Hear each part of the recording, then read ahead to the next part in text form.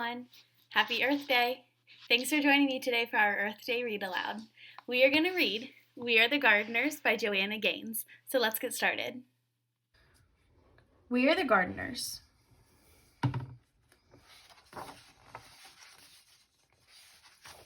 We Are the Gardeners. That's a pretty official title, but we didn't start out this way. Just like our garden, we started small and grew from there. Some say that a garden just grows from seeds, but we think it grows from trying and failing and trying again. A garden is hard work, but so is most of the good, important stuff in life. Our family's garden story began with one small potted fern. Dad stumbled upon it at the hardware store when he ran in for some supplies. He said it was just too cute to leave behind, and he thought it would make Mom smile. And it did. We chose a sunny windowsill for that pretty little fern. It seemed like a good, safe spot for him to grow.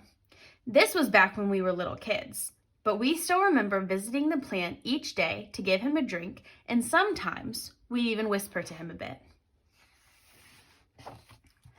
And then, plot twist, out of nowhere, our fern died. Death by overhydration. That's just a fancy way of saying we gave him way too much water. Looking back, each of us must have watered him every day. That's a lot of drinks for a little plant. By mistake, we love that plant to death. Some people tell themselves they are no good at something after one small failure, but no chance we were going to give up that easily. So we checked out some books from the library, and we found out that ferns can be tricky and prefer to live in a shady spot. Apparently, a plant's leaves can communicate to us what they're needing. We also learned that most plants have good manners and like to sip, not gulp. Lesson learned. Dad got us a fresh fern, and it came with fresh hope. This time, we set the pot on our piano, way on the other side of the room, where the sun wouldn't give him so much attention. We made a watering schedule and took turns saying a lot of nice things to our little sprout of a plant. And fern number 2 lived and thrived and grew. And finally, Mom got him a little potted friend. And then another, and then 1 or 2 more. We noticed that talking to our plants actually helped them grow bigger and stronger. So we added some songs and jokes into the mix. Unlike when we overwatered, 0 plants died from us talking too much. Pretty soon, plants were taking over the house, and Dad said it was time to graduate to outdoor gardening. Mom was excited about the new outdoor garden as we were, and she started talking about it with a dreamy look in her eyes. That's when Dad called a family meeting so we could come up with a real plan. We all gathered around the kitchen table and got to work dreaming, planning, and drawing things out.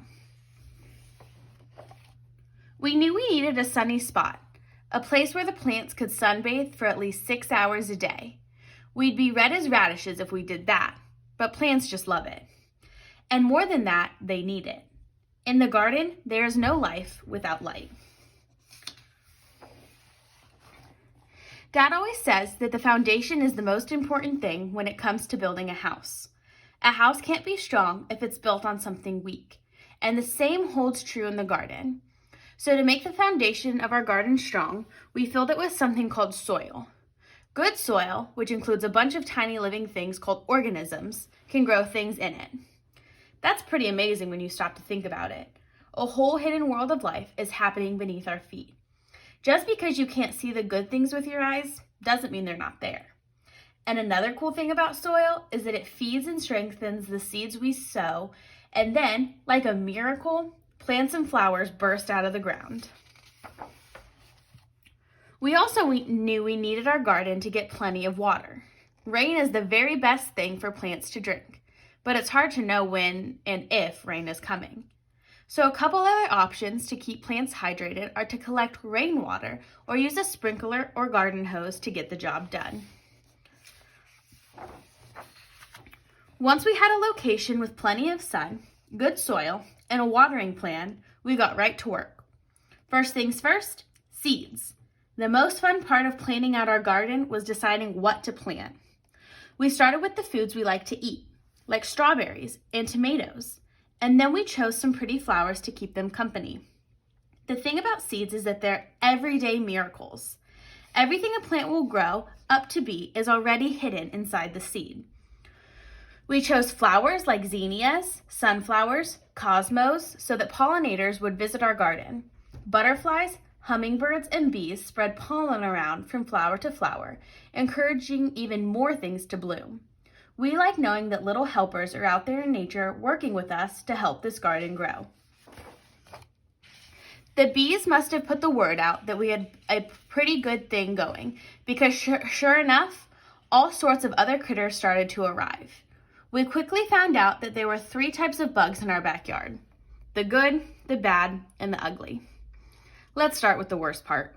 It was a pretty sad day when the aphids arrived. They were some of the more well-known villains in the gardening world.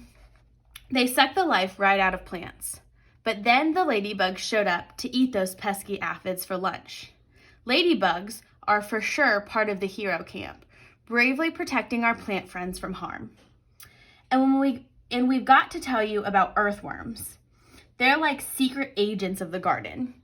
Earthworms eat all of the dead things, like old roots and leaves, and turn them into life for the soil. Every time we found one, we would all high-five and celebrate. They aren't pretty, but who cares? They're awesome, and we love seeing them hard at work. We realized pretty quickly that we needed to keep the weeds out. They are the true bullies of the garden. Weeds try to steal water, sunlight, and nutrients from our fruits and veggies, and it's our job to make sure those little rascals don't take over. If we ignore the garden for too long, the weeds run wild and hurt our beloved plants. It's so much easier to do just a little bit every day. We were officially gardeners and had a real-life garden to prove it. That garden became our pride and joy, day in and day out. We tended to our plants, making sure they got plenty of sun and water. Every time a new plant sprouted up from the ground, our excitement grew right along with it. As time passed, our garden grew bigger, and so did our family. When our garden was finally in full bloom and growing tall, we'd run through the aisles and watch the butterflies flutter around us. One day, we were mid-skip. We noticed some trespassers helping themselves to lunch. And by lunch, we mean half of the garden. Animals may look cute and innocent, but some have a sneaky side. They can wipe out a garden in no time flat. The chickens ate the vegetables, the goats ate Mom's roses, and the bunnies weren't picky at all. They ate anything in sight. Saying goodbye to that many happy plants was even harder than throwing away our first dead fern. We debated if we should just give up. Was it really worth it to start all over again? Then we remembered one important detail. We are the gardeners. It was our responsibility not only to grow this garden, but also to protect it. So we put up a little fence to keep the animals out and got to work rebuilding our garden. It didn't take long to get our plants and flowers growing tall again. To this day, our very favorite days are when we get to gather the fruits of our labor. Mom loves to set the table with pretty flowers in every color you can imagine. We help her dream up recipes for the food we've grown. Sometimes when we see all that beauty laid out, we can't believe our hands helped bring it to life, and it makes all the hard work worth it. It's what keeps us coming back day after day, season after season. We still keep a little fern on the piano to remind us of our small beginnings. Every time we water it, we're reminded not to give up when things don't work out the first time. Because the thing is, whether one potted fern dies or half of the garden is wiped out by little critters, every failure or setback teaches us something. Dad says that every hard thing we choose to do makes us braver for the next time. There are so many lessons waiting to be learned and a whole world of gardening ready to bloom. We are the gardeners, and you can be too.